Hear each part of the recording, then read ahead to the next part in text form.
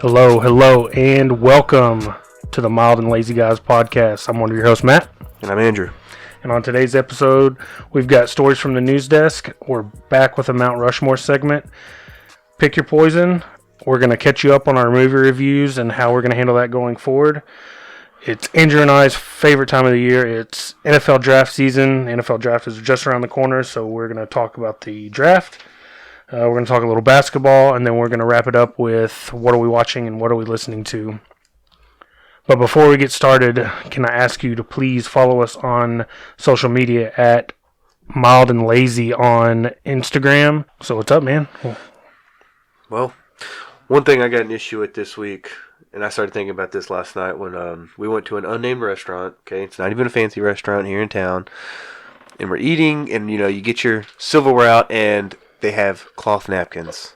Might not seem like a big deal, but it got me thinking how disgusting that is to have a cloth napkin because they get reused, right? You wipe your mouth off, you spit your food out if you take a bad bite. If you're like me and you got allergies and a toddler, you got to wipe your nose with something. And these cloth napkins are just getting reused. And it was just, so I had this epiphany where I was like, dude, like I said, not even a fancy restaurant. I think they're just trying to, fancy it up a little bit, but when I'm there and I got a runny nose, I have to dip down beneath the table because I feel like a Neanderthal, wiping my nose on this cloth. And I mean, it feels fancy to put it in your lap. So when I'm finishing up my kids' chicken nuggets, I won't get ketchup on my lap. But if they don't give you the option to give you tissue, to give you paper napkins, what am I supposed to do here? So do you not view the cloth napkins the same as silverware? I think they're both nasty to reuse, and I will bring my own silverware if I have to. No, you don't. I will. No, you will, my family but you gave don't. Me shit. I have before, man. It's disgusting. How many thousands of people put their mouths all on that? So would you be offended if you invited somebody over for dinner at your house and they brought their own silverware? Absolutely not. I can't tell if this is a bit or not, because you're dropping this on me? No, it's disgusting. I've taken shit from my family for going to restaurants and be like, hey, y'all got a fork I can take to this restaurant? And they're like, why? I was like, because everyone else in the city has used that fork. And I'm not putting my lips around it. So if I go to a Mexican restaurant, dude, I'll get quesadillas. So I don't have to fuck with a fork. If I go to a place, I'll get a hamburger. So I don't have to mess with silverware. And then the cloth napkin is just ridiculous. If you go to an upscale restaurant where it's you have a guy with a serving tray standing there the whole time and a bottle of whatever on ice, that's fancy. That's understandable. We're in little old Waxahachie at an unnamed restaurant. And I mean, there's just, they got. There's a bar over here and a TV playing, they're showing, a fishing competition. It's not fancy. And I have allergies. My child has allergies. And I'm just ruining your cloth napkins that I at least hope you rewash because the next person that comes in is going to get all my boogers. I see. It's a class thing. It is. And it's not a classy restaurant. You don't like eating after poor people. That's it. No, you just said if it was up in Dallas, fancy schmancy, that's one thing. No, Rich I'm saying mouths. it's an image. The image of having a cloth is a very fancy concept. If you're not fancy, you're just Joe Dierte trying to fancy it up. There's no high-end restaurants up here. That's the only time I can think the cloth napkin. But okay, I'll take the cloth napkin. But you have to bring me paper tissues. Because if you ever had the wrong bite and you got to spit a bite out, yes. I hate to do it, but I'll spit it into that cloth. If I got a runny nose, I will blow my nose with your cloth napkin. I don't want to, but I'm also not going to have a Niagara Falls on my mustache dripping down. Well, I think most places, unless I'm at a high-end place, I've never really been to a high-end restaurant. Most places will give you paper napkins, napkins to wipe your hands and mouth with, and I think you just have it for the lap. Yeah, exactly. But when I don't have the option and I gotta wipe my nose, dude, I'm smearing boogers all over your cloth, and then hopefully Matt comes in after me. And so you heard it here first. Andrew ate poor people. Oh my god, dude! That's what I took out of that. The way I expected it to. I hate cloth napkins, and they make no sense at any restaurant. I'll And keep that. this is the guy talking to the guy who's been to fancy restaurants. I have not been to a fancy restaurant in my life. Even when we went to, when I went to prom, you know where we went? TGIF. I think we went to Cheddar's. Yeah, exactly. And for my wedding, I don't think we even did I'm sure we did what's it called, rehearsal dinner. But it was probably like Whataburger or something, But anyways, after that, Before we move on, I'll keep that in mind whenever I have you over at my house. I'll either keep plastic forks for you, or I'll just make finger foods. That's why you love that charcuterie board that Lauren made that one time. Dude, that was perfect. Because you didn't have to use utensils. And I got to learn what's it called again? I think it's called charcuterie board. Yeah, that was so fancy. Like when y'all busted that out, I knew this was high class. That's all. That's and you live on Royal. Oh my god. Yep. That was next level, dude. That was a good time. Even though we lost that game. When you ring our doorbell, that Lord song comes on. Yeah. So yeah, it makes sense. What else What else do you have to get off your chest? Well, this isn't really got chest. This is just great times. I got Ellie into playing Mario Kart recently, and she's pretty terrible at it, but it's adorable. She played today before this, so we usually we play the coin runner because it's in one of those closed courses. Because if she does a race, she just makes like hard lefts and hard rights and gets turned around. When you're in a closed course, we have to play certain ones so she can't fall off because she gets scared of doing that. But it's just adorable because she's always either Princess Peach or Baby Peach, and my go-to's always been Waluigi. So we're like this awesome team. We're always red team because red's our favorite color. And I just want to give a special fuck you to the guy who invented that purple shell that takes out first place. That was a bitch move, and your mama's a hoe. That's all I got to say. So one thing I learned with Landry is, and she may have a better temperament than he does, but we played the battle where you have the balloons attached to you. We do that too, but she doesn't know how to use the triggers, or the bumpers. So if I'm playing with her and I see she has like a star or something, I'll just hold on to my wheel for a second, click her button because it's on the Wii. That's what we play. We have the Nintendo Wii, so we brought the wheel. So you just click that back button, and because she doesn't realize, if she has 3 turtles, I'll just boom, boom, boom, hit them real quick for her. Yeah. Because so she doesn't realize what that is. So that's why we do coin runner. Landry would ride with the same item in his little box the entire. Crazy, I'm just press the little bumper.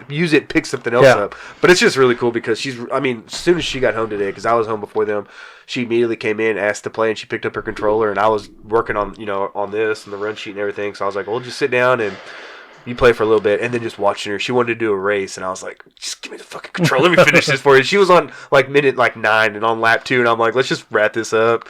And it's one of those proud dad moments. It really is, man. She's getting into it. Yeah, it's cool. And last time we hung out, listened to Tame Impala, and you mentioned how my brother-in-law looked like the lead singer Kevin Parker, which that's high praise. That's a handsome, talented fella. Yeah. Later that day, I get compared to Forrest Gump. Oh God! And not even handsome college Forrest Gump. I get compared to the hobo runner Forrest Gump. But you did mention how it was your favorite book or your favorite movie, and it was your birthday recently. Oh my gosh! Stop! Get in there. This is a truth. And let me tell y'all something about Andrew. And y'all may have heard it from the Christmas episode, but he's a fantastic gift giver. Okay, you're just hyping it up, man. It's really not that great. It's peanut butter crackers. I got some peanut butter crackers. That'll be good. Because you said you love peanut butter. Yep, that'll be good for the desk at work. And I got us each a copy of Forrest Gump. No way. Dude, I don't know if you've read it. It's kind of difficult because it's written through his point of view. Yeah. So you're reading it and you talk in the Forrest voice, and it's written like a person who really has an IQ of 70.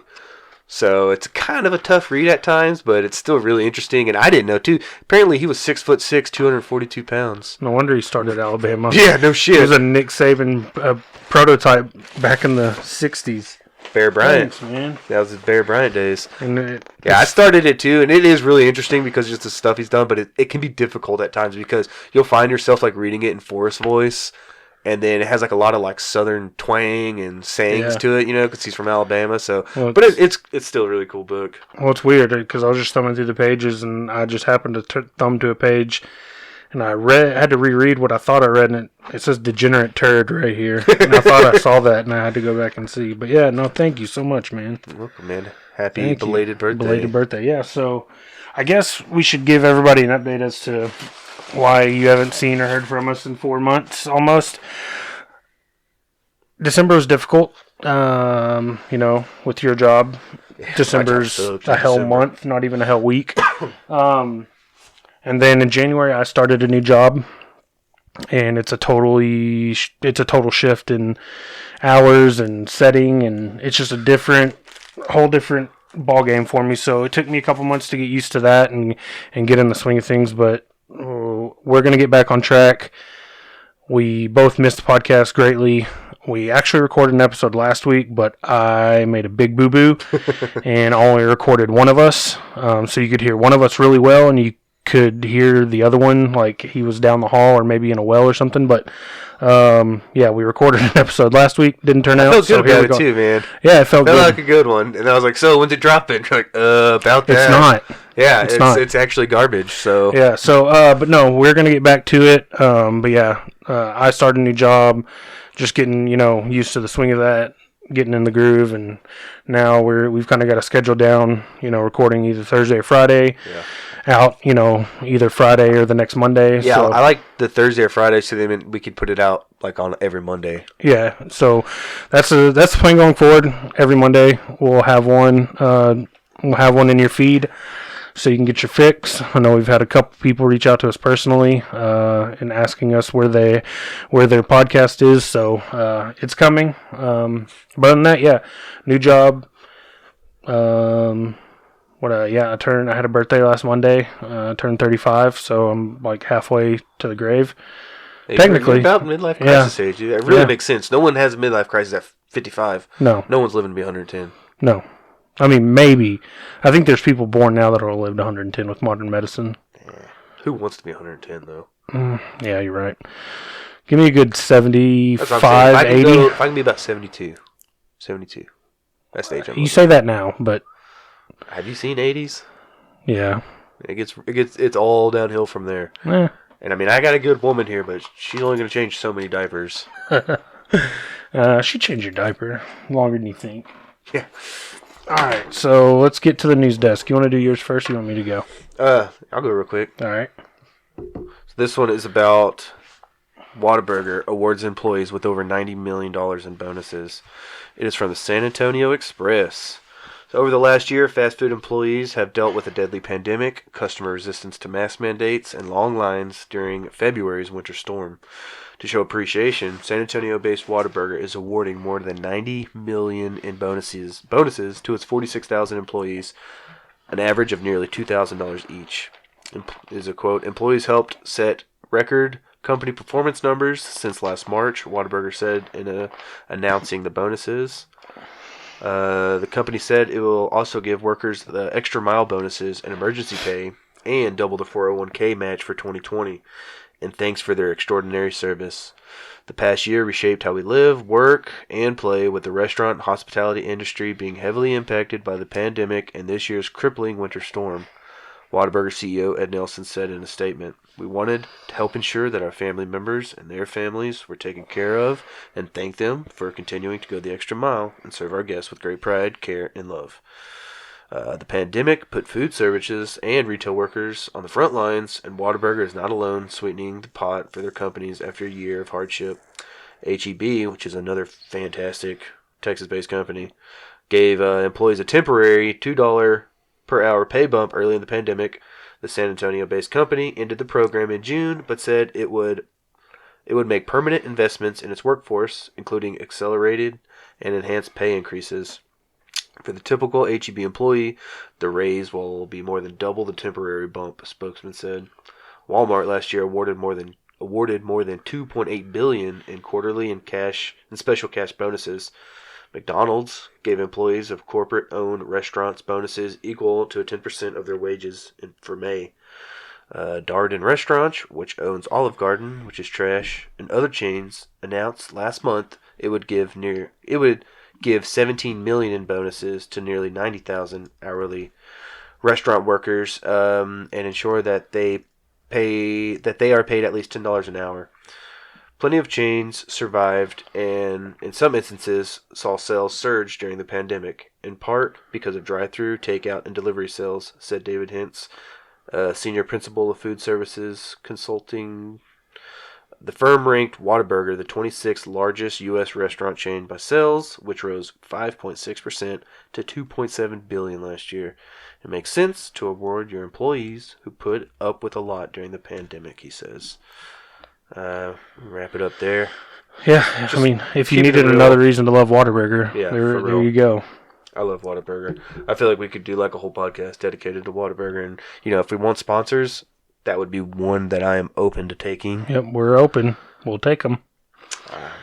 One thing I was going to say, listen to all these podcasts now. Have you noticed, even though if you have like the premium Spotify, all these people are doing like their own ads? Mm-hmm. God, that pisses me off. Because obviously with music they can't do that. But we listen to, I don't know about you, I listen to probably more podcasts and music on Spotify. Oh, I do. And it's like, okay, I got the premium, sweet. And now it feels like Wondery, which I really like Wondery shows.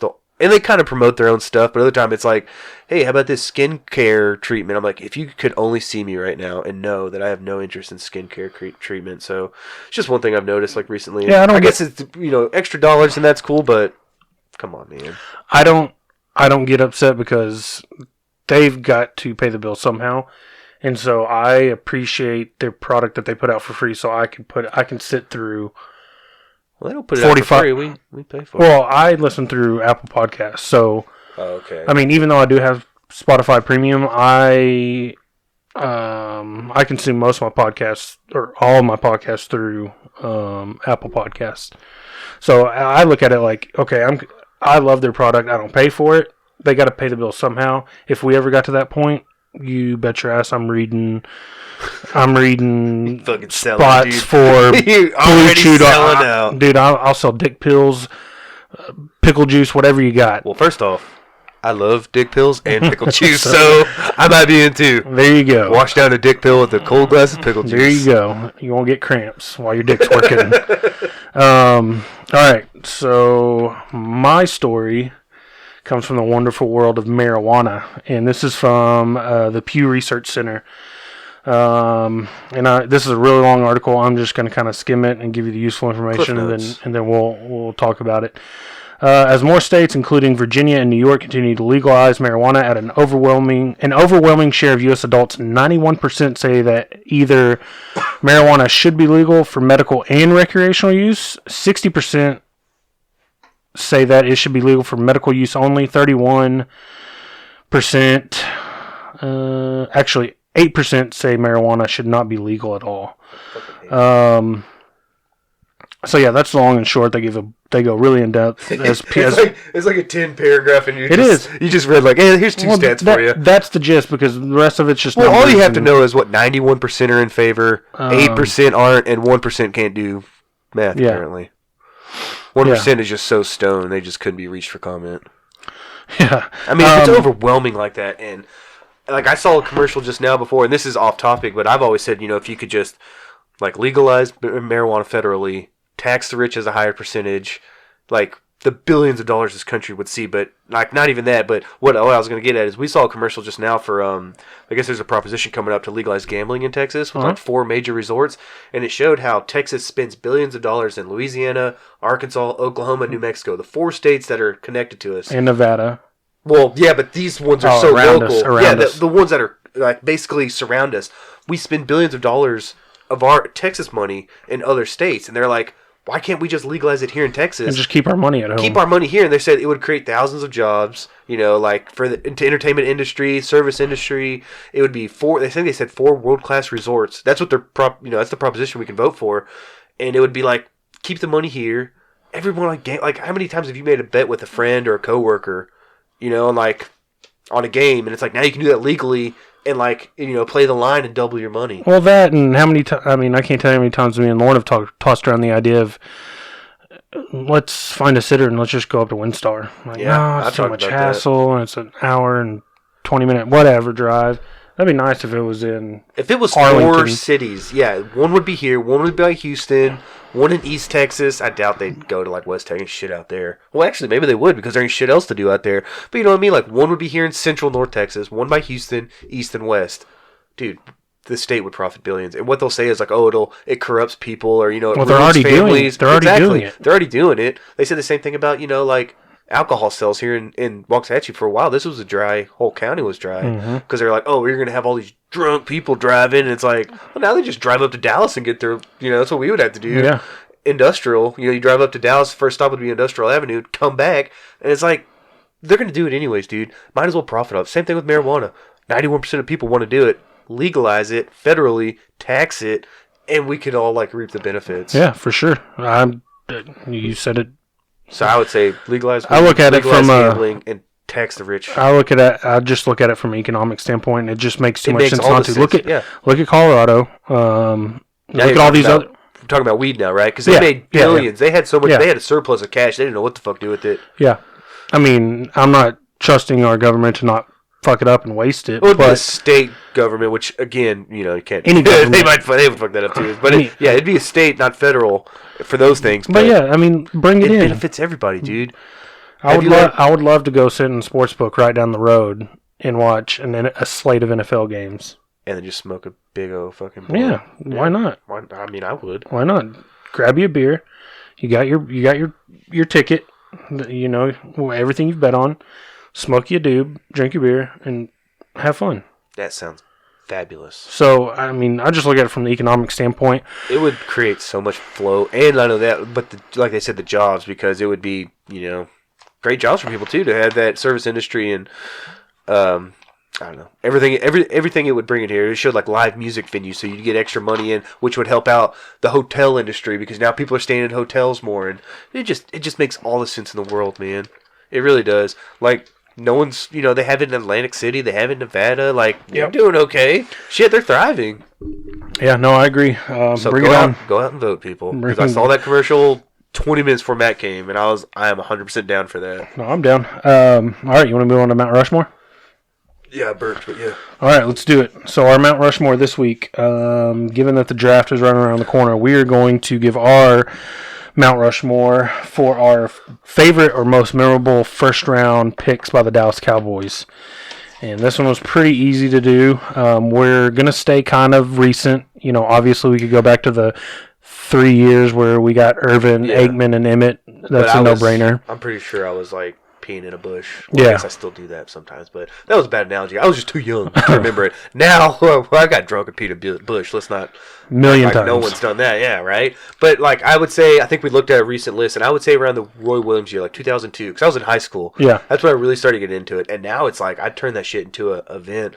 So it's Thursday night, I'm watching that. I'm requesting off Friday, but I scheduled an eye appointment early in the morning, right? So I can get home and watch day 2 of the draft, and then the day 3, I'm just going to listen to my truck all day. It really is a 3-day event. Sometimes I'll take off 3 days, but I just can't, that's when I work.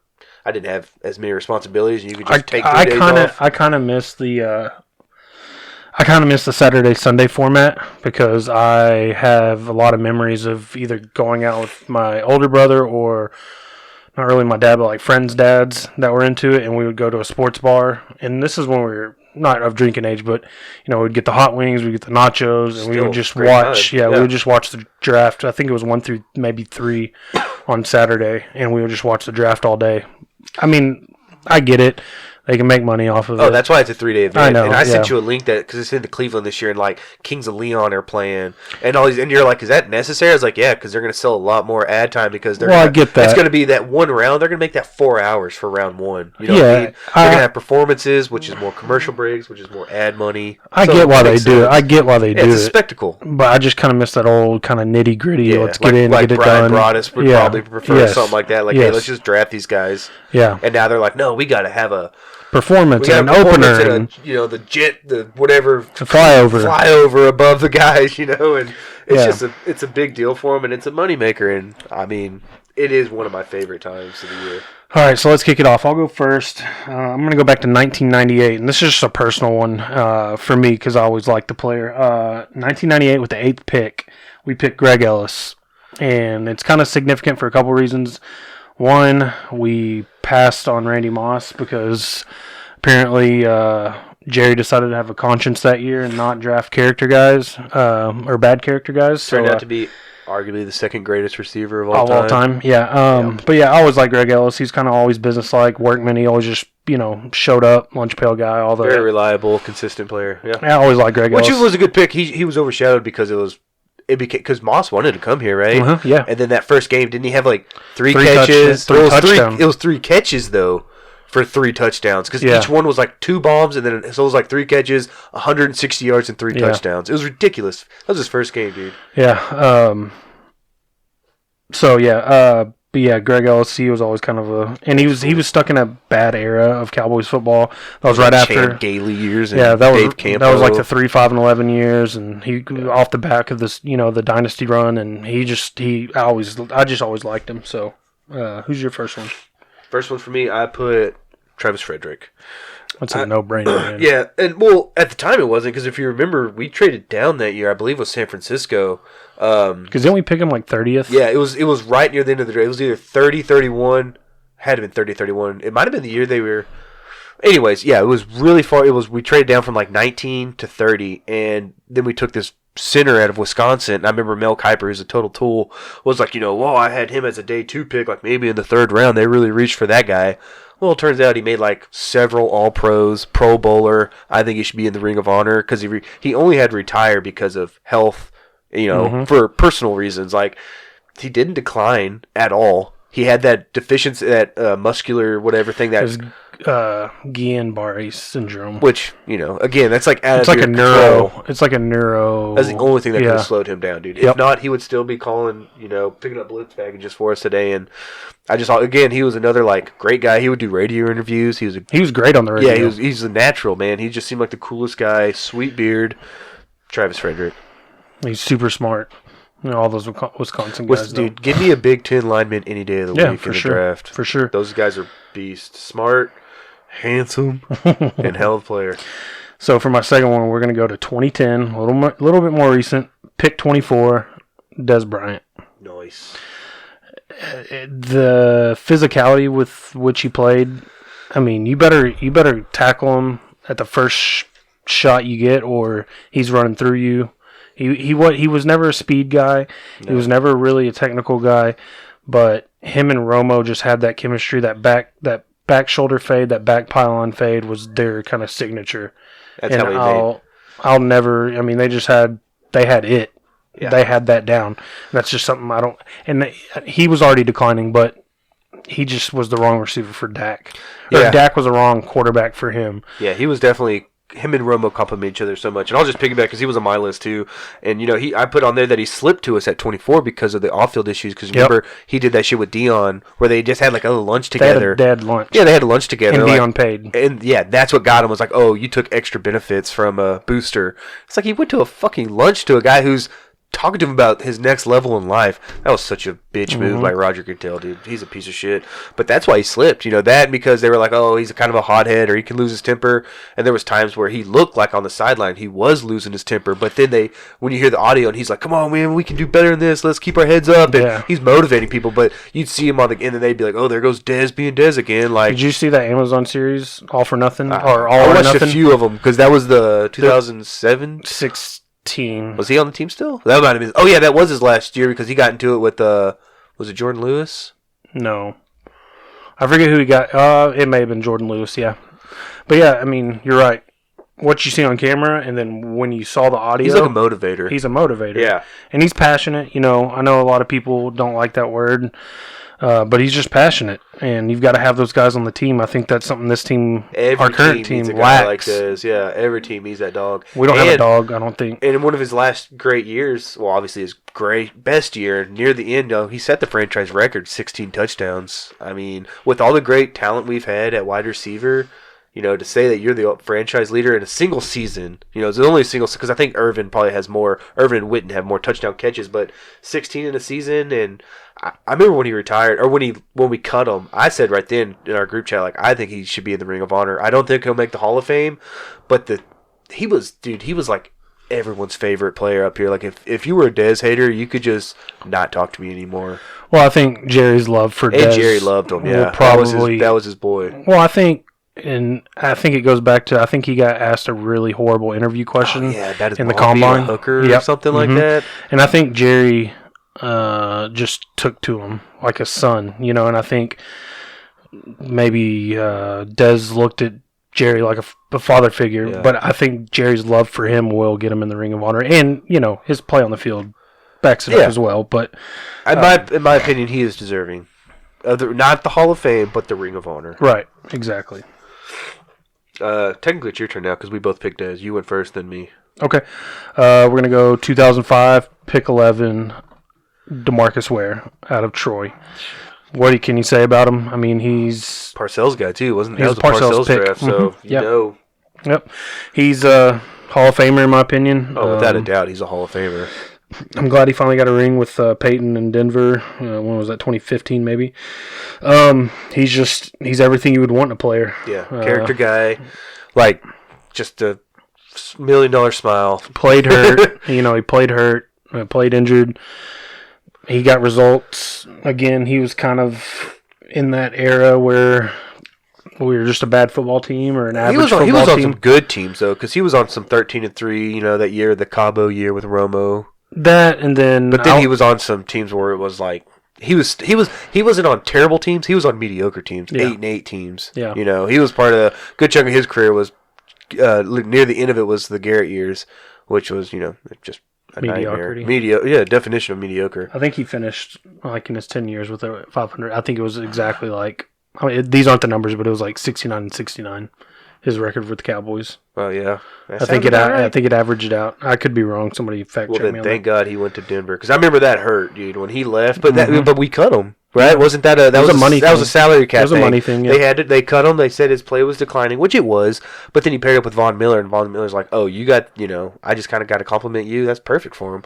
So I am very glad that he got that, and he when he goes in the Hall of Fame, he'll absolutely be a Dallas Cowboy. Oh, for sure. So that makes me happy. Yep. For me, next up, I don't have the years because I didn't look at that list, but Byron Jones. Because I remember at the Combine. 14? Yeah, because we would have exercised our 5th-year option on him. So 19, and then he went to Miami. Mm-hmm. But he was just, at the Combine, he had Olympic-style numbers. They said he was setting world records on some of those. Well, he still owns the, I think, long jump. And the high jump, wasn't he? Or maybe broad jump. It was one of those. He still they were like records. World record, not Combine record. It was a world record. And then he did a couple other things where they're like, yeah, we've never seen numbers like this at the Combine. We screwed that guy up. Yeah, because they played him at a safety for like 3 years. But I remember just watching that because they were like, well, he went to Connecticut, which, Connecticut's had some good players come out, but they were like, they don't know where he's going to play, how he's going to fit into a scheme, but they're like, but he's just a freak athlete. You can't pass this guy up. And I think that year, I want to say we picked late because we were like, he was a late round pick. Mm-hmm. He was like number 26 or something. And, it just players just kept going before him, and that was who I wanted from watching the Combine, listening to scouts. Like, this guy is a physical freak, and sure enough, we got him.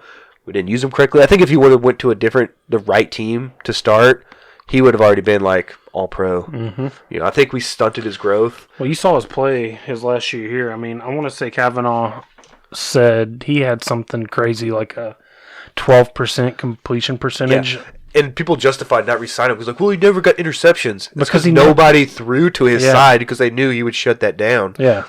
So if you like Jalen Smith, just know that was Byron Jones' fucking money that they gave to Jalen bum-ass Smith. Yep. Somebody who will never be on a Ring of Honor, never on a list. Maybe one of our bust lists. Oh, absolutely. He does sell a mean pair of sunglasses, though. Fuck that guy. That he does. All right, my last one. You don't have to go back far for this one. 2020, pick 17, CeeDee Lamb. Just fell right in our laps, man. Everything played out perfect. That's like how I picture, like, if we get Kyle Pitts, that's how it's going to happen. Like, how the fuck did this guy just fall to us? If we get Kyle Pitts, you better say something dirty. Yeah. What are you going to say? I'll punch my wife. Oh, shit. That's straight domestic violence. We do not support domestic violence on this podcast. But I'll go through the roof. I don't think it'll happen. I've seen some mocks where it does. Not to us, but he slips past us. Slipping past us. Jerry loves him some Kyle Pitts. Him. Yeah. And this is so opposite of Johnny Manziel. Because I've read reports where Steven physically had to pull him off the phone. Yeah. Jerry from drafting Johnny. But yeah, no, CeeDee Lamb. I think if Dak would have stayed healthy, we would have had 3. Dak would have thrown for about 5,000 yards. Almost 6,000. Yeah, probably about 50 touchdowns. And the line had to stay healthy, which, hey man, we're going to line it up and do it again next year. With the same crap. And it's not the same crap. We got Dak back. Hopefully Tyron. I was talking about the line. Well, hopefully Tyron. Hopefully Collins. Those are two big ifs for me. Because Collins shouldn't be, dude. He is still young. Yes, but he just got paid. But Tyron, that makes sense. You got a neck and a back, and you're 20. Come on. And he came in the league at what, 20? Maybe 19? Yeah. He's been ridiculously He's young. been in 10 years, and he's only like, I think he's like, younger than both of us, for sure. Yeah, he's younger than both of us. I think he's like 30. But just turned 30 probably. Too. Yeah. And he's a 10-year veteran. He's a 10-year veteran. You've got a back injury, a neck injury. Those things just don't get better with time. I love them so much, but I completely understand if they can't play anymore. Yeah. But it's like, I want you to be healthy for 5 more years or play for another or whatever. But Yep. if they're like, hey, my neck, I don't want to fuck up my neck for the rest of my life, completely understand. No. Like when Andrew Luck retired, and we watched that because that was our draft night at Lake, and people were like booing him at that game, like because they were at that Indianapolis game, and he like walked off the field. And because those are mouth breathing football fans that don't understand. He doesn't want to be paralyzed he doesn't want to have these constant pains. He wants to have He wants to have quality of life after. Yeah, exactly. It's like, can you blame the guy? Like, he made all the money he's going to need. He proved that he was an elite quarterback, and he doesn't want to be in a wheelchair for the rest of his life. Those are. So that's what I'm saying. I'm on the other side. I'm like, hey, thank you for your time. God bless. Enjoy your time with your family. So my last one, and you just kind of alluded to it. Whatever year that was, like 2013. We got Zach Martin. We passed on Johnny Manziel. Yep. And we took it was 15 maybe. And they wanted Ryan Shazier, and wasn't that the Aaron? Was that the Aaron Donald year? Donald may have been 14. Okay, he went kind of around the same time though, because they were like, I want to say Martin was like 15 or 16, and Shazier went like one pick. That's who they really wanted, was Ryan Shazier, and they were like, okay, well, it's going to be between Manziel and Zach Martin. One guy's playing like in a flag football league, and the other guy's a future, not only Ring of Honor, he's a Hall of Famer. Yep. Zach Martin is the most solid, rock steady player we have on this entire roster. He's top 2 guards. No, you can argue between him and Quentin Nelson. Yeah, both Notre Dame guys too. Yeah. So give me a good Midwestern Big Ten offensive lineman any day of the week. Doesn't matter what round. If we take him in the 1st through 7th, but he went to what? Iowa. He went to Wisconsin, Notre Dame. Okay, that's a good player. I don't even have to know who it is. Okay, I accept that. Maybe I should save this for the future draft talk. But I saw we got mocked off a tackle from Purdue that was like 6'9", like 340. Yeah. Probably got a giant wingspan. Just put his paws on somebody. Absolutely. At that point, especially if it's like later, it was like the 4th round. You're looking for traits. Anything past like fourth round, you're looking for potential starters one day, and you're looking for traits like, can we develop this thing? And you can't develop size like speed. Like those two things, you either got them or you don't.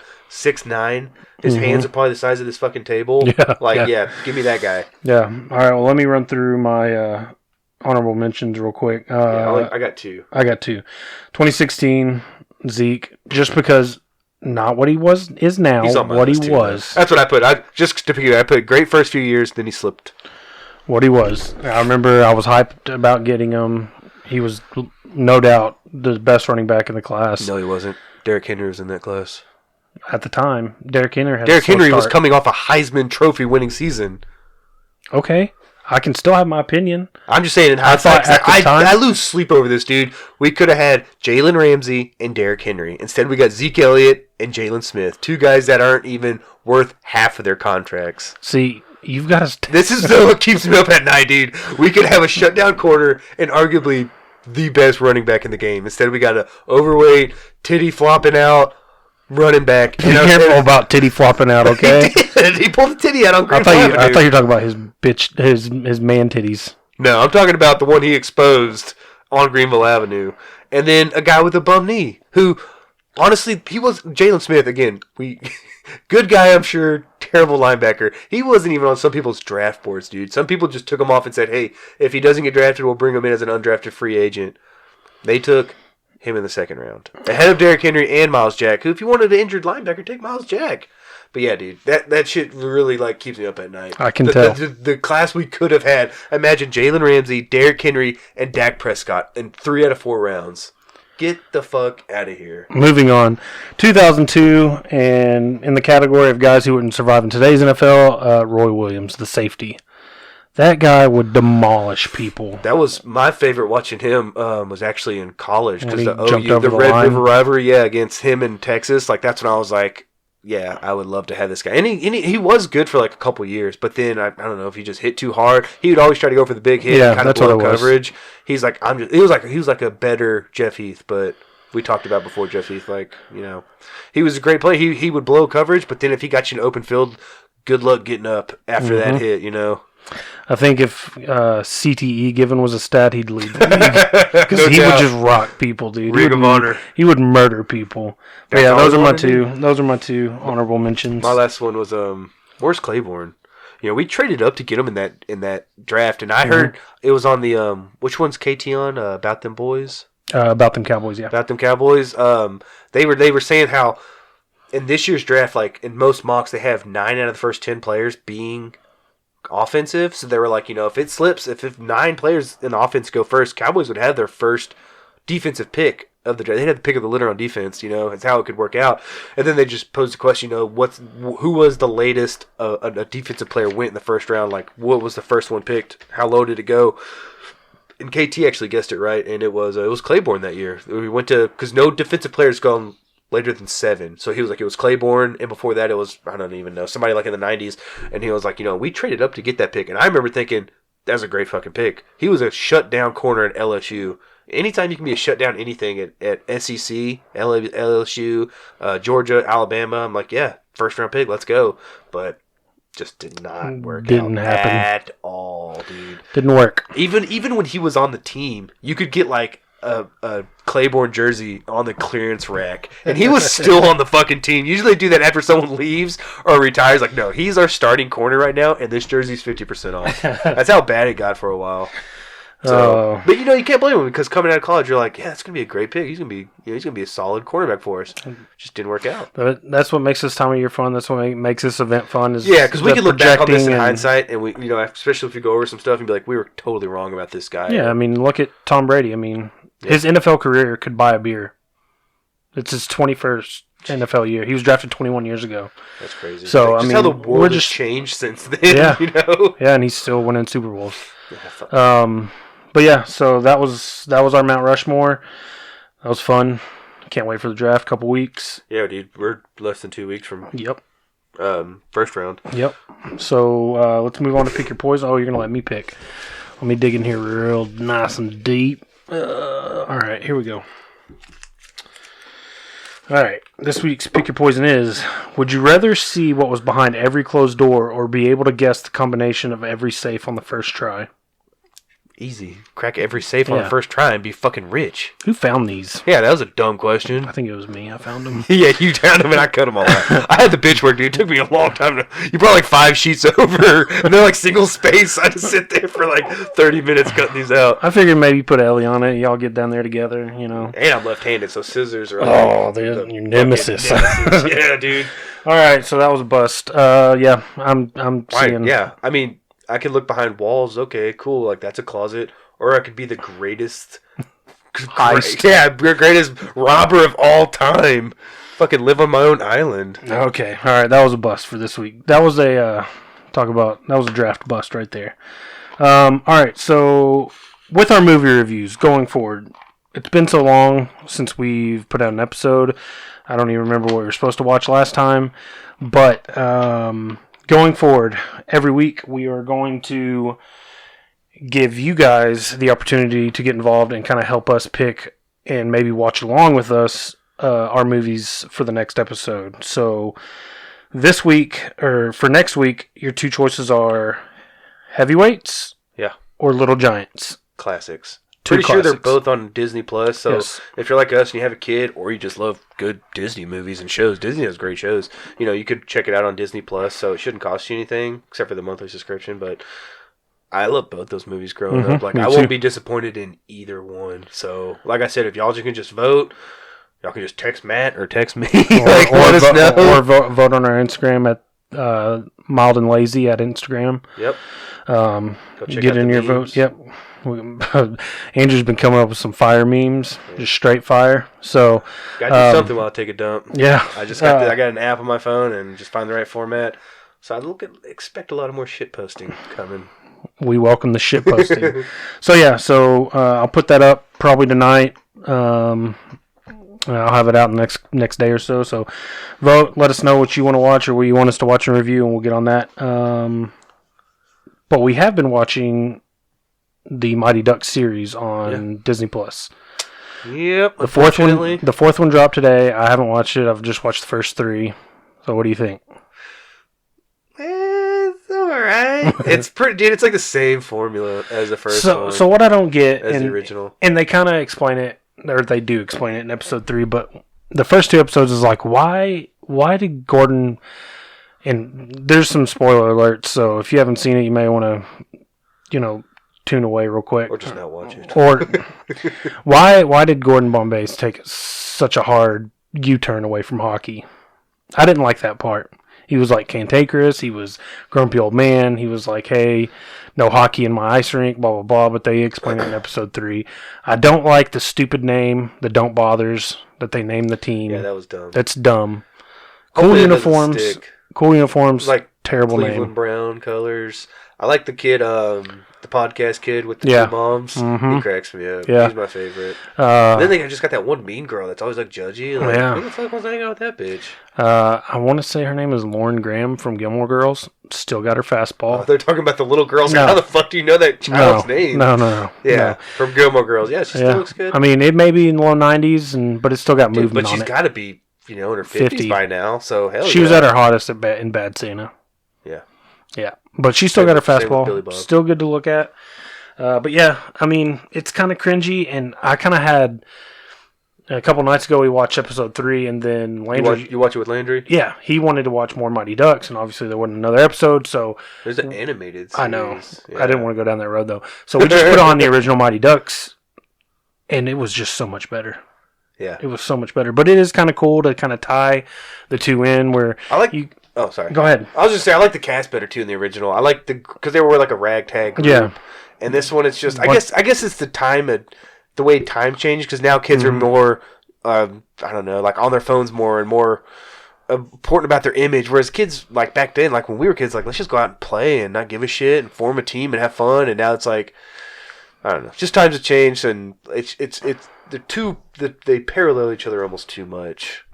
Like, I wish they had gone in a totally different direction. Yeah. At least for a backstory. But it is kind of cool to see that the Ducks are still around because the Ducks basically take on the role of the Hawks from the original movie. Yeah, they're the big powerhouse. Now the Ducks are like state champions. They've got like this pro grade arena, with ducks everywhere. But no, I'm still going to watch it just because it's Mighty Ducks and I'm a fan. You know how many episodes there's going to be? Like 10? No. I've also been watching that on Disney Plus, the, what's it called? Falcon and Winter Soldier. Winter Soldier, yeah. That's pretty good so far. Yeah. I don't know if you've been checking that out, but I keep up with that because they're both running now. So, like tomorrow night, I usually stay up by myself and watch some stuff. I really thought Mortal Kombat was coming out tomorrow too on HBO. Oh, did you? When does it come out? Next week. Wow. Which bumps me out. But do you watch HBO? Because I gave you my code and everything, man. No, I think you need to send it to me again. I need it. It's very simple. Anybody could crack my password. And my email is the most generic. So I don't know. I'm just not going any further on that. But yeah, it's really good. Okay. All right. So let's move on to talk some sports. We're going to go over some mock drafts that we've been diving into now that we're getting closer. The ridiculousness of mock drafts are getting more, becoming more and more common. So we're going to just kind of break down round 1, and then we're going to go 2 through 7 just real briefly, but we're going to break down round 1 just for relevant teams and players and obviously where the Cowboys are going to pick. But I was looking at 2 today, same author, same website, 5 hours apart, and they were just totally different. They totally contradicted each other. And this is why I love and hate this time of year because the mock drafts, the silliness of them. The only ones that are for sure, to me, are Trevor Lawrence and Zach Wilson going 1 and 2. Everything after that is just a total fucking guess, obviously. See, 1 has Mac Jones going to 3. I've seen a lot like that, and I wanted to talk to you about that. Do you really think San Francisco traded like multiple first-round picks to move up and take like a 23-year-old No. former scout quarterback for No, Alabama. they're going to draft. They're going to take Justin Fields. I think that's all smoke and mirrors. To me, who may be the best quarterback in the draft. I've heard Jeff Kavanaugh say that. Because he's like, everyone knows the name Trevor Lawrence, but just look at the film. Don't focus so much on the name or the glorious hair he has. It's like, just watch the player. And he's like, yeah, in my opinion, Justin Fields is the best quarterback in this draft. So I don't see how San Francisco would trade all that away to get Mac fucking Jones, dude. They have to. They wouldn't trade back out of it. That'd be weird. So they gotta take Justin Fields, dude. If they don't, I'm punching my wife, dude. To me, Mac Jones has Bill Belichick special written all over him. Mac Jones, yeah, which would make more sense at 15 where they're at. That's about where he should fall because he did have a great year. But you know who else did? Kyle Trask. Nobody's coming to get Kyle Trask. He had a great year at Florida this past year. Yeah, no, you're right. Because what was Mac Jones was seriously the scout quarterback for Alabama for a couple years because they had everyone in front of him. He was so far down the depth chart. Now, when his time did come, he played great. I'm not going to take that away from him, but San Francisco did not trade all that because I want to say it was like 2 first-round picks and maybe another one to move up from, I believe it was 12 to 3. Dude, they're not taking Mac fucking Jones. That's what almost every mock I've seen says that. And I would take a chance on Trey Lance over Mac Jones. Oh, yeah, that's what I'm saying. In my opinion, he's the 5th quarterback? Mm-hmm. There's no way he's going 3 overall when he's... And CBS does theirs mock drafts, obviously, too, but they'll do overall ranking and positional ranking. So they have him as, the 5th best quarterback and, the 30th best prospect overall. Going number 3, no way. This one has Trey Lance going forward Atlanta, which makes a lot of sense to just to groom behind Matt Ryan, prepare for the future. Bengals taking Jamar Chase at 5, which makes sense to pair him up with Joe Burrow. To me, go ahead. I would take Penei Sewell to protect that franchise quarterback rather than give him another weapon because they had T. Higgins. Was that T. Higgins? Yep. Mm-hmm. Who he had great chemistry with, and you could find I feel like you could find offensive weapons like a receiver or a tight end in rounds 2, 3, and 4. You can't find a cornerstone left tackle in rounds 2, 3, and 4. Yep. This one has Kyle Pitts going 6 to Florida, to Miami. Kyle Pitts, which to me would make all the fucking sense because they have multiple picks in the first, so they could use it on an offensive weapon like that to pair with Tua. The only other thing I could see them taking is like a Penei Sewell or Rashawn Slater. Mm-hmm. They have Penei Sewell going 7 to Detroit, Rashawn Slater 8 to Panthers, which are 2 guys we've talked about. I wouldn't be mad at all if we landed either one of those 2. This one they have Fields going to Denver at 9, and at 10 the Cowboys take Patrick Surtain, the cornerback from Alabama, which would pair with Trevor Diggs. That's why I said I would be okay with that. I asked you the hypothetical last time. Would you have two defensive players, 2 offensive players, Micah Parsons or Patrick Surtain? I think we both took Surtain. And then on offense, you have your pick between Kyle Pitts and Rashawn Slater. I don't think Kyle Pitts is going to fall after the show that he's put on and everything you heard about him. They're saying he's generational. He's the one. Him and Penei Sewell might be the 2 guys that make a Hall of Fame at the end of their career. Yep. So realistically, to me, it becomes down to Rashawn Slater or Patrick Surtain. I would say Rashawn Slater because you got to replace Tyron Smith sooner rather than later, and it's so hard to get a good offensive tackle outside of the top 10. But if we get Surtain, I'm not going to be upset either. I just think there's other defensive backs, corners, and safeties that we could take in later rounds, and you just don't get a chance to take a offensive lineman like that because I believe Tyron was the 10th pick in his year. At the year he was drafted, he was I think he was 10. And just for what it's worth, Patrick Surtain is who Dane Brugler has in his mock. To us, yeah, I've seen that a lot. Yeah. I've got Dane Brugler's 7-round Cowboys specific mock pulled up too. That one, I love Dane Brugler. Yeah, so and then they've got Rashawn Slater going 11 to New York, which so then in that situation we'd have our choice. Yeah. Who would you take? Surtain.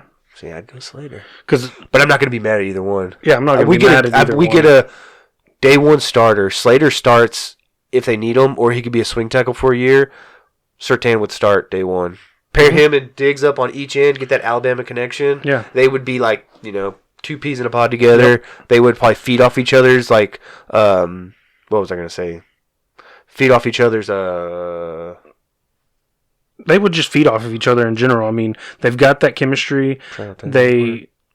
Are you still thinking? Their competitiveness. Yeah. I think they would push each other is what I'm trying to say. Because they did that in college. And they would be like, this is going to be like in college. We're going to pair up. We're going to take the whole league on. Well, and you don't... So I love the combo Patrick of that. Surtain started as a freshman at Alabama. Wasn't his dad in the league? His dad was in the league, yeah. So he's got the pedigree. I like guys like that with pedigree. His pro day was through the roof. Yeah.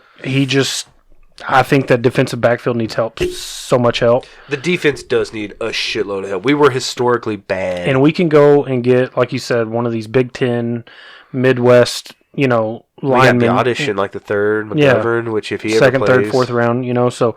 But this has Rashawn Slater going right after us. You convinced me. Devonta Smith going to Philly at 12, which... That's fine because that's where receivers and cornerbacks go to die. So go ahead. JC, he's too little, man. I love Devontae Smith. Dude, he looks like he weighs about 134 pounds. This has him listed at 6'1", 175. There's no way. There's no fucking way he weighs. 5'9", 160. Maybe. The Slim Reaper is what they call him, which is a great nickname. JC Horn going 13 to the LA Chargers, which I wouldn't mind JC Horn. He's you talk about dogs. We talked about that, but in that situation, I feel like I would want to trade down to get J.C. Horn. Pick up like an extra second, or a 2 and a 3 or something. I wouldn't be mad at that either, but given the chance, or given the option, I would take Surtain. But also given the option of, okay, you could take Surtain or you could trade down to 14, pick up maybe a first for next year, and get J.C. Horn. I'd be cool with that either way. So now I'm going to kind of start skipping and butt in if you want to. Just some guys I'm just not familiar with, and they're on the D line. The next interesting pick to me is 15. Micah Parsons goes to the Patriots. Yeah, this one has him at 18, which, man, I thought he was going to be like everyone thought he'd be top 10, maybe top 5 pick. This tells me that the whole off the field concern is a real thing. And it's not really anything legal wise, it's just does he give a damn type of thing. That sucks. I don't want to see that wasted. I don't want that because we have too much of that already. We breed that around here. So shit. I don't want that. Let's see. So yeah, there's not a whole lot of names that I recognize in the rest of the first round. Well, there's guys that probably go that we just we don't need. Yeah, I don't think we need we don't need a receiver. Caleb Farley, he's been tossed around to us early. I mean, now his grades come down. He seems like he's just dropping. They've got him 30 to Buffalo, which would be a great pick for Buffalo at 30. Yeah, at that point, because like I said, but when this all started, they were like, all right, who's the best corner? Is it Farley or is it Surtain? And now it's Surtain, probably Horn second, maybe Asante Samuel Jr.'s third, and they're like, oh wait, what happened to Farley? Yeah. So he kind of fucked himself over by taking off and I guess not having a great pro day. Yeah, he didn't have a good pro day. And it's just one of those things. We see it every year. Guys at the beginning, January, February, have a lot of hype. Then they fall off around the combine and then pro days. And then they've had the combine, right? Yeah, they've had the combine. I wish I could have watched that. It's probably NFL Network, which I never get. I had to go to my parents' house and watch that. And then a local interest to me, starting off round 2 with Jacksonville, you've got Trevon Moehrig. He's safety out of TCU. I always kind of look out for the TCU guys. What pick is he? 33. Oh, he's right. So round 2. First pick, yeah. Round 2. Yeah, because on that one we picked 44, I believe. And then another interesting one is they've got the Falcons selecting Travis Etienne at 35. Great pick. Yep. Great pick. I love Travis Etienne. Second best running back in this class. Najee Harris, to me, though, was just on another level. He looked like a little Alvin Kamara out there. So whoever got him in the first round, sure is going to be lucky. So we get all the way down to the Cowboys at 44, and Sporting News has us taking Carlos Basham Jr. He's an edge player from Wake Forest, 6'5", 275. So we're going defense. Dane Brugler has us taking Javon Holland out of Oregon. Yeah, that's what I had on this one. I was looking at the Athletic. And also they had us 44. I was going to say at 39 they have Richie Grant going, which is another good safety for us. 38 was Landon Dickerson for Alabama, and he was like the heart and soul of that line. So I feel like wherever he's going to go, he's just going to demand respect. And remember that name, dude. He's going to make some Pro Bowls. He got hurt really late in the year, might have been during the playoffs, but he was just mowing guys down. And I remember when he went out, like the whole team came out for him. And he's just the kind of guy, like he's the kind of guy you want to have on your line in the middle, guiding that line. And then Creed Humphrey, another great offensive guard / center, going at 37. So just guys that you could trade up. If you're going from 44 to say 37 or 38, you could just add in like a next year's 3, and you could move up and get one of those players. Yep. So I like the idea of taking a safety in the second round, but I would also trade a fucking third for Landon Dickerson, because I feel like, I don't know, he just commands the locker room too. Like he would walk in and he might be the leader of the offensive line by like year 3. Yeah. Especially since we're gonna have to overhaul it anyways. Tyron's not gonna be here much longer, unfortunately. You got guys like Biotish, Connor McGovern, Connor Williams that are that new line coming in, and Dickerson would already be like the alpha in that group. So if we could trade up, it's the only way I would deviate from my our defensive plan was if we could get Landon Dickerson, because I loved him in college, and he is just an alpha among alphas, is like a true leader. Yep, I agree. So I like that. I'm going to skip down to like 51. We talked about Kyle Trask earlier. They got the Washington football team taking him at 51. At 51, that's not 6'5", 230. Taking a flyer. Prototype. They got Ryan Fitzpatrick, but he's just a bridge to the next guy. Yeah, and I mean, they still got Scary Terry. Yeah. Like I always said, dude, Washington, if they could just if they could get a quarterback and not even add much more weapons, they have a good team. Mm-hmm. They draft well. Like, I love their defense, especially that defensive line. That's got to be the best defensive line in football, hands down. So, yeah, if they could fix up their offense, that's who I see challenging us in the years to come would be Washington. 62, Green Bay Packers, Tylan Wallace out of Oklahoma State. I just think it's interesting that they're going to give Rodgers a weapon, next to Devontae Adams. And I didn't look and see what they took in the first round, or even if they had a first round. But they should. What's stupid is, last year they took Jordan Love. Their quarterback gets the MVP. Second round, they took Dylan Brooks, running back. This year, they re-signed their running back to like a 4-year deal. It's like, What the fuck were they doing with those first 2 picks? They seriously wasted 2 picks. Let's see. Let me skip to the Cowboys' 3rd-round pick. Dan Brugler has us taking Marlon Tui Polo 2. Yep, that's what they got this round. He's a defensive tackle. Yep, out of USC. Players around him I had that we could have gotten was linebacker. I believe he was Ohio State, Baron Browning. He was at 80, 82, offensive tackle Spencer Brown, and number 83, who they have is a cornerback from Tech, Zach McPherson. So it just, it's just how the draft plays out. These are just extra guys at different positions. Like you could either take a defensive tackle, give you an option at linebacker, cornerback. So however it plays out, like there's guys around us in this area that could really help the team. And then, sorry, I just scrolled back up. Packers are picking 29, and again, they have a non-skill position mocked to them. Offensive tackle Jalen Mayfield out of Michigan. You could bookend him with David Bakhtiari, which he's an all-world. Again, I'm never going to be upset with my team if they take a rock-solid offensive line. No, but you've got to be frustrated if you're Rodgers. I think they've given him That's true. Out of his entire career, 1 or 2 skill positions in the first round. That's got to be frustrating. Especially when you're literally playing at an MVP level, and it's like, hey, imagine if we had whoever, Justin Jefferson, that would have been around that pick last year. Yep. Instead, you took my successor quotes. It's like, I would have loved to have Justin Jefferson. We would have lit it up last year. In this Sporting News mock draft, they have us drafting Paris Ford, a safety out of Pittsburgh, 5'11", 190. Was this 4th round? Let me see, 3rd. Or what pick number? 3rd round, we're going pick number, give me 1 second, 75. Oh, I thought they had Marlon. I'm looking at a different one. I just want to compare and contrast, different mock drafts. You've got one from The Athletic, right? Yeah, this was Athletic. Yeah, this one's sportingnews.com. So, players around them, they've got a D tackle out of LSU, 6'3", 360. Big boy. Sean Wade, a cornerback out of Ohio State. Jabril Cox, a linebacker out of LSU. But like I said, I'll take an LSU linebacker anytime. Those guys are just straight speed. Let me go to the our fourth round pick. Oh, we've got 3. Oh, we've got 2 threes. Got them compensatory, baby. Dan Brugler has us taking Deontay Smith, offensive tackle out of East Carolina. Yeah, that's who they got here, too, at pick number 99. Let me see, 99. Sporting News has us drafting Spencer Brown, an offensive tackle. This is the guy I was talking about. Northern Iowa, 6'9", 314. Oh, yeah, that's who they had at 82. That's what I was mentioning, yeah. So, again, just options. Yeah. Give me the 6'9" guy any fucking day of the week. Yeah, for sure. One interesting thing we had here, I believe this would still be in the 4th round at pick number 105. What do you think about Trey Sermon, the Ohio State running back that was just hanging dong on everybody in like the Big Ten championship? Yeah, give him to me.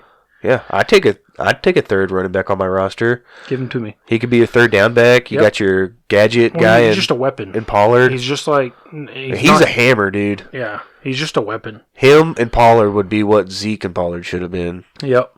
And if it's in, 4th, 5th round where you have compensatory picks, that's where it's like if you're going to throw darts, do it in the 4th round where these are basically free picks because you had a player walk. Sporting News at 115 has us taking Marvin Wilson, D-tackle out of Florida State, round 4. Dane Brugler has us taking Chauncey Golston, an edge out of Iowa. Yeah, that's who they have here at pick 115. Yep. Let's see. And then 138, our compensatory is Aleem McNeil. He's a D-tackle out of NC State. I like mine better. They have Dylan Moses, linebacker from Alabama at 138. I like that much better.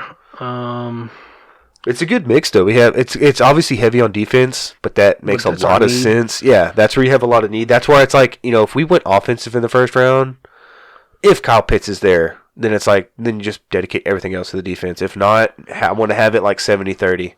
All right, so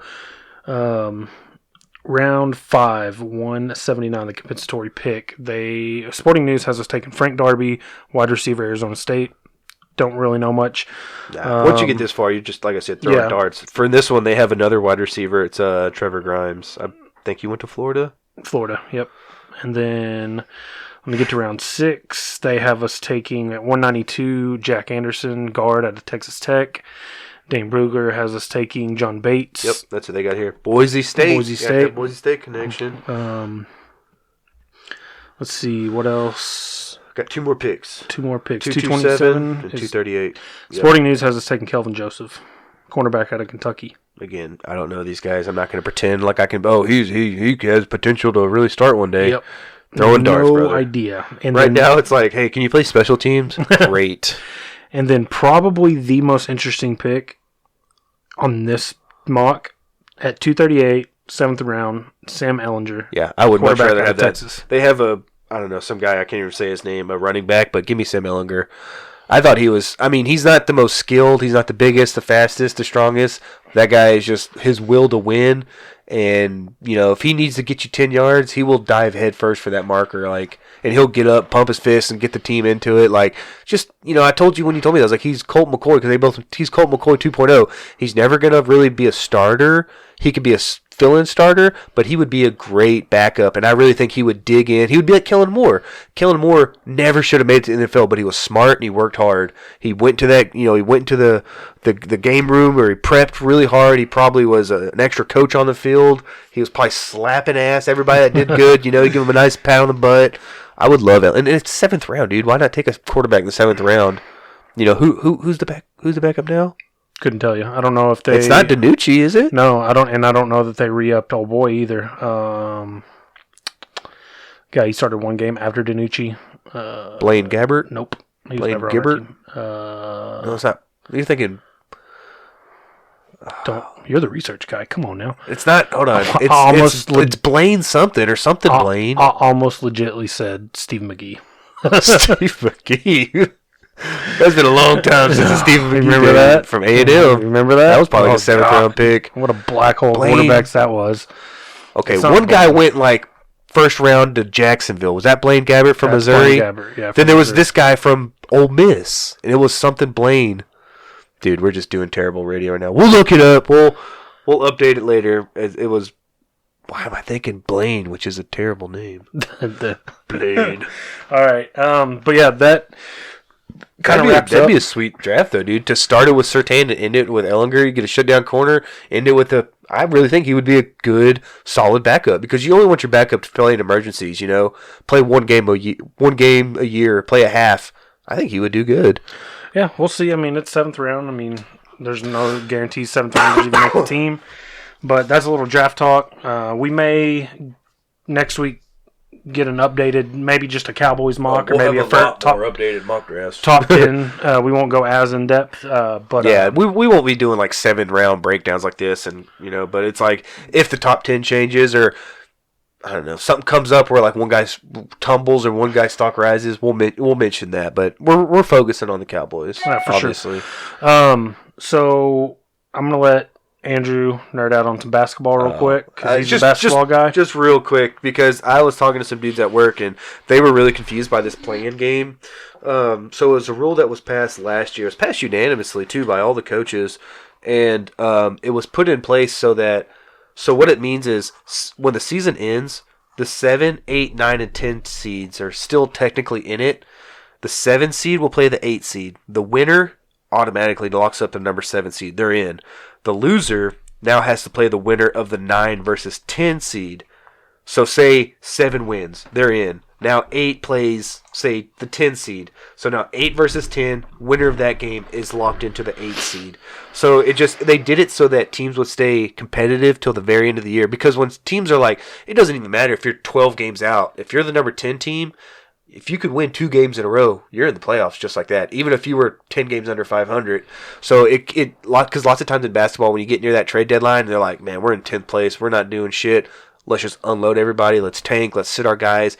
They want to keep you motivated and keep you in the game. So it's like an incentive. And it's extra revenue. Oh, yeah. Because they're having a tournament. It's a play-in tournament because it's both teams. So it's going to be 4 extra games? Like 8 extra games because it's East and the West. I don't know. I'm trying to. But anyway, so right now, Portland's the number 6 seed. They're 31-23. Dallas is 30-24. So I think that's only a full game because they're 1 game in the loss and win column. So that's only 1 game behind. Memphis is 27-26. We just beat Memphis on a Luka dagger at the end of the game. That was pretty fucking awesome. Golden State's 28-28. San Antonio is 26-27. I don't think anybody wants to fuck with Golden State because Steph Curry could just drop 50 on you. And the league is hoping like hell Steph Curry gets in the playoffs. Well, yeah, they want him in the playoffs, but I don't want to have to play Steph Curry. No. So what you want to do is you want to pass Portland. You pass Portland, you're in the 6th seed, you're good. You are in the playoffs. Because like I said, it's 7 versus 8, 9 versus 7, 8. And I'm kind of catching this kind of on the periphery, and I'm not paying attention. We got to do this thing where we're resting KP and then we're resting Luka. Like I get KP, like he's injury prone, all that, and if it were me, I'd be trying to protect an asset because I don't think he's a long-term fit here. There are people on Twitter who watch and count up the interactions between Luka and KP, like how many high fives they give, and they're going too far into it. Yeah, so I don't know if they're just not a fit or what, but I get that. But at some point, you've got to play both of them for extended periods, and that's kind of what was the hassle with between Luka and Mark talking about it because they came out and they're not in favor of it. Luka just doesn't understand it because it is a new thing. This is something that just happened like last year. And Mark's saying, well, it's difficult because our guys, down the stretch, we can't rest anybody because we're fighting for our playoff lives. We can't take these days off other than KP, who's like load management. Like Luka's going to have to like play his heart out, and it just sucks because if you're the 5 or 6 seed and you got a 3-game lead with a week to go, you can kind of take your foot off the gas because, you're not going to go up any higher in the rate. You're just settled into that spot. So rest your guys. Whereas us, we just got to go full throttle until the end of the year and then play 2 more games after that. Yeah, and it's weird this year because the season is condensed, isn't it? 72 instead of 72 instead of 82, yeah. So it is condensed. Half of me understands load management. The other half is like, get off my line guy. And like Jordan never load managed. None of these guys ever load managed, and they beat the shit out of each other. Yeah, it was a way different game back in the day, too. No, thanks for the explanation for me. I mean, I kind of knew what was going on. I knew they did it last year because they had the long layoff because of COVID, and then they brought everybody into the bubble, but there's no bubble this year. I kind of wish they would maybe take it down to like 6 teams, so we'd get like really competitive teams and a really good product there at the end, but I mean, I get it. I get why they do it. And fantasy basketball playoffs are about to start, and I just want to say fuck you to the haters in my other league, basketball league, because it's really just me, Alex, Ryan, and our buddy Brandon, who you know. Everyone else is just strangers to us. I had the 12th pick. People were hating on it. People were talking shit. 12th pick, and I'm still in the playoffs. There you go. So everyone hated me. Everyone doubted because I'm the defending champion. I'm a 2-time champion. So you know how it happens. You know what I'm talking about. I understand. You're part of that club. I understand. Alex, who loves basketball, is like 4-11, and he's just so bummed out about it. And I feel bad, But injuries suck, man. Injuries been bad. Mm-hmm. I had Kevin Durant. He missed like a third of the year, but drafted a good team, man, and back in the playoffs. Feels good to be back. All right. Before we move on from the sports, I have to mention this. FC Dallas starts their season tomorrow against Colorado. Wasn't it supposed to start like Sunday? Did it get pushed back? No, there's 2 games tonight, and then the rest of there's like 10 games tomorrow, and then there's another 2 or 3 on Sunday.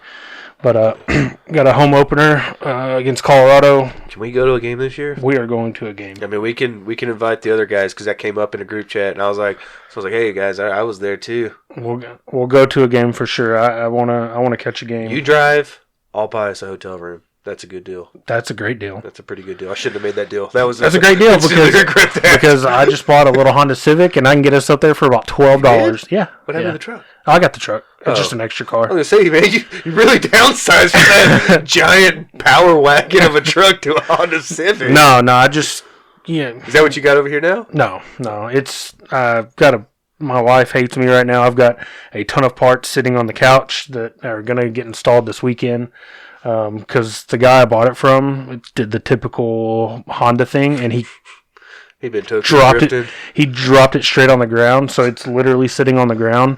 It's on lowering springs, so I had to buy some like coilovers and like legit suspension parts to fix everything that he did.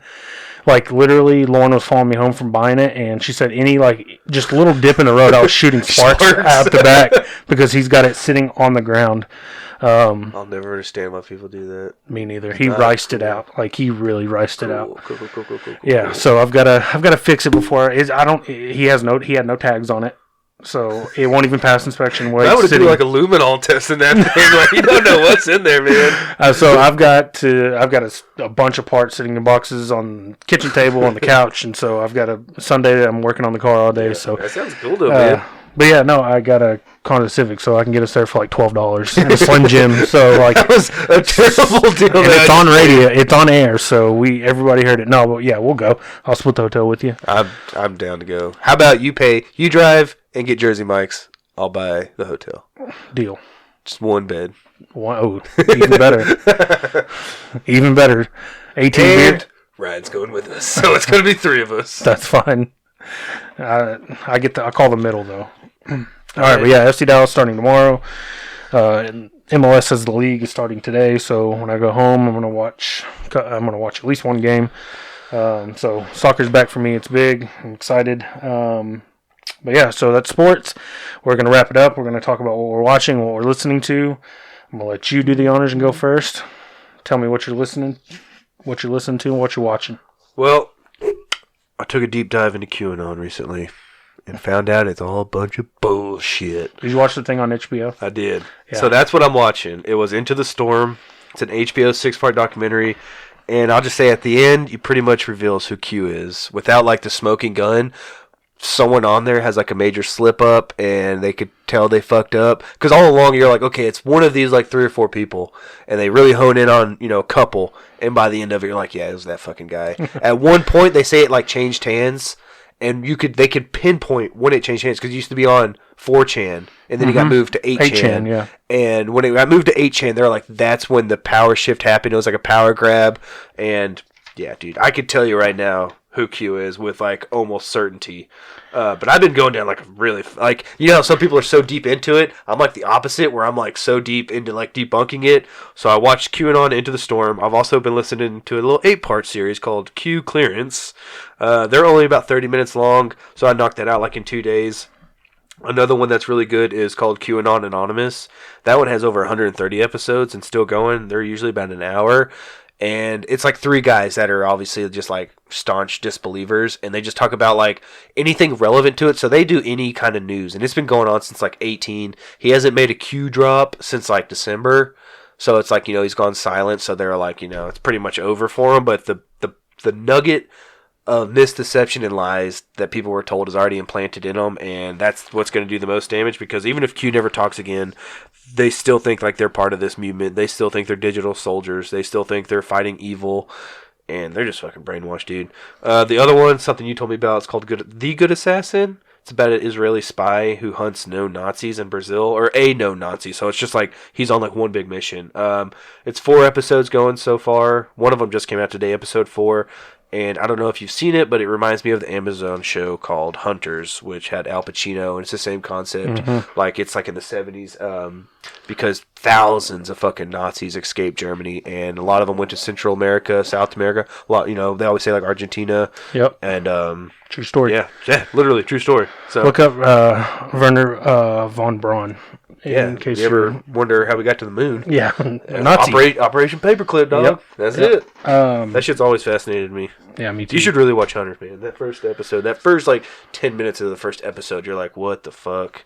You'll watch it from. I've got so much piling up on that list. David from the league, I sit next to him at work, and like every couple of days he'll lean over and be like, "Hey, did you watch that Q show on HBO?" I'm like, "No, man, I haven't." Are you watching it? No, he watched it. He watched it? What did he think? No, it's like you. Total bullshit. He loved it. He loved the show. I loved it. As long as he's not like, that was a bunch of bullshit, right? Our guy's still out there. No. Okay, cool. No. But yeah, no. So I've been listening to About Them Cowboys because it's draft season. Yeah, I've listened to a couple of those really. KT, Kevin Turner, he's on there. And then I've been listening to a podcast called The Sneak. And I believe it's a Wondery show. But they do sports-related true crime stories. And this season is about Mario Rossi, his disappearance. He was big in the NASCAR scene in like the 60s and 70s. Yeah. And back in the 60s and 70s, there was, in really the 80s, there was a few of like pretty high up NASCAR guys that got busted in like a drug running scandal. Like literally, like they're driving their cars like the old bootleg days. No, I picture them like quantities, like weight. They're moving weight on back roads, like souped up moonshine. cars. Yeah, like dirt roads. Like, dude, that's fucking awesome. No, their roots exactly. No, they were like moving big weight. Good for them, dude. And then that's cool. This guy Mario Rossi, he disappeared. Supposedly he crashed a plane in the Bahamas, but then turns out the plane was sold. Like the exact plane that he was supposed to be in was like sold 2 different times after he was supposed to have crashed it. So it's like a tangled web. It's a true crime kind of disappearance story, but it's kind of sports related. And the first season was on. Is it already through, or is it still going? Now I've caught up. So season 3, season 1 was on this guy who played wide receiver at the University of Idaho, and then he pulled off like this elaborate bank robbery in I've Seattle. Seen that one. Yeah, and then, it was like a wild escape. He had like a paddle boat waiting for him in and the all creek this shit. or in the river. Yeah, that was wild. It's a Wondery show, and it's all kind of sports-related crime, and I forget what season 2 was, but season 3 is about Mario Rossi. Oh, I need to pick that up then, because I did hear that season 1. Yeah, no, did you finish it? Yeah, season 1 was really good. I don't think I listened to season 2 because I just didn't care for it, and then I picked it up on season 3, and, it's no secret that we're true crime kind of junkies, so I've been listening to that. Dateline has a podcast, and it's just like every day is a new story. And since you've told me that, I think I listened one day to like 3 or 4, and they are good. It's basically the whole episode. You just don't have the visuals. You don't have like the video, they have, Keith Morrison reporting or whoever. Lester Holt. Yeah, Lester Holt. Yeah. And he's always like, "I'll see you on the evening news." Yeah. Lester Holt. Have you ever looked at him? He has no top lip. Google a picture of Lester Holt. He has no top. We'll post a picture. But yeah, and then I've been watching everybody's favorite show, and it's wrapping up. It's getting to the end. Big Brother. No, I am excited about that this year. Married at First Sight, season 12. Should have known. Dude, it's great. Yeah, nothing's changed. Do me a solid and just watch it. Okay. Come on, man. Yeah, I have to watch it on Hulu or something. Yeah, they have that. It's one of those ones where they have like 1 through 4 on Netflix, and then like 5 through 7 on Hulu, or You can't find all of them in one source, but no, it's my guilty pleasure. I like it. And then, a little sentimental to me, I've been watching Criminal Minds. It reminds me of my mom back when we were taking care of her when she was, passing away and stuff. We would watch Criminal Minds together. So, every now and again, I start thinking about mom and missing her, so I'll pop on some Criminal Minds. And That's good. she always said, the doctor, the real nerdy guy. Have you ever seen it? Yeah, does he have that big head of hair? And Yeah. always She wear al- like a button-up vest. cardigan with like a tie. She always said that guy reminded her of my brother, and I'm like, don't see it. That guy's got an IQ of like 199. Ben may have an IQ of like 9. No, just kidding, Ben. He doesn't listen. My own brother doesn't listen to this. I can rag on him. Rip him. But yeah, so that's what I've been watching and listening to. You got anything else? Or you want to wrap it up? I'm good. Let's wrap it up. Big thanks to all you guys. It feels good to be back. Like I said earlier, we are going to start recording on Thursdays and Fridays, have it out the following Monday. Again, big thanks to you guys. But for Matt, And I'm still Andrew. we're out.